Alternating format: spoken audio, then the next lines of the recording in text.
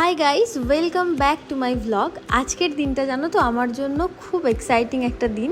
তার কারণ আজকে আমি যাচ্ছি সোয়ার্জকফের একটা হেয়ার কালার শ্যুট করতে। আর যেই দিনকে এই শ্যুটের দিনগুলো থাকে সেদিনকে তো অবভিয়াসলি একটু তাড়াতাড়ি উঠে পড়তে হয়। আজকে অনেকটা তাড়াতাড়ি উঠেছিলাম আর মোটামুটি ওই 9:30 নাগাদ পৌঁছে গিয়েছিলাম শিয়ালদাতে। ওখানে পৌঁছেই প্রথম যে কাজটা করলাম সেটা হলো একটা র্যাপিডো বুক করলাম। র্যাপিডো বুক করার পর চলে এলেন দাদা, তারপর আমি উঠে পড়লাম র্যাপিডোতে। এবার রাস্তাটা যেহেতু অনেকটা ছিল তাই যেতে যেতে অনেক গল্প করছিলাম দাদাটার সাথে।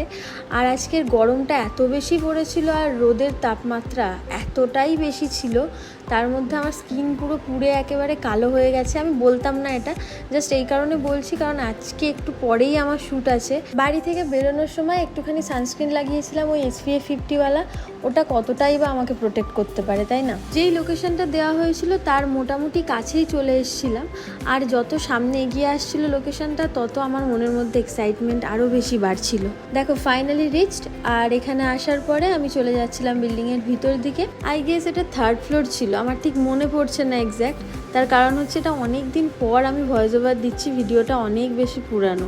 তো ওখানে পৌঁছে যাওয়ার পরেই ওনারা বললেন যে কিছুক্ষণ রেস্ট নিতে, দেন ওনারা কাজটা স্টার্ট করবেন। একটু নার্ভাস ছিলাম, তার কারণ হচ্ছে নর্মালি আমরা যে ধরনের শ্যুট করে থাকি, মানে ধরো ব্রাইডাল, বুটিক বা ওয়েস্টার্ন, বিভিন্ন ধরনের শ্যুটের মধ্যে এই শ্যুটটা তো একেবারেই ইউনিক। কারণ এই পুরোটা হচ্ছে ট্রান্সফরমেশন শ্যুট। আমাকে যেরকম দেখতে লাগছে আমার স্কিন টোনের ওপরে ডিপেন্ড করে আমার হেয়ার কালারটা করা হবে।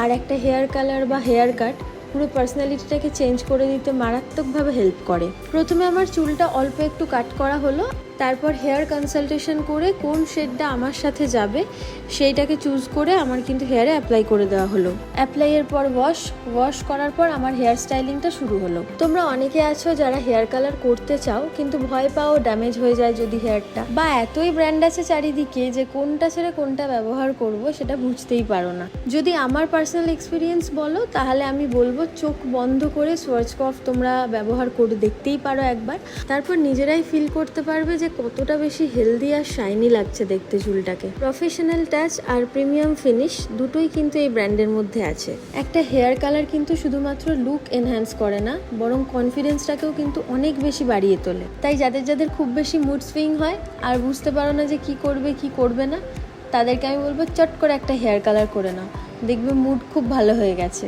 আর হ্যাঁ, তার সাথে কালার প্রোটেক্ট শ্যাম্পু, কন্ডিশনার এগুলো কিন্তু মাস্ট করতেই হবে। এই রুটিনগুলো যদি ফলো না করা হয় তাহলে কিন্তু হেয়ার অনেক বেশি ড্যামেজ হয়ে যাবে। তো চলো আজকে এই পর্যন্তই, তোমাদের সাথে দেখা হবে আবার নেক্সট কোনো ভিডিওতে।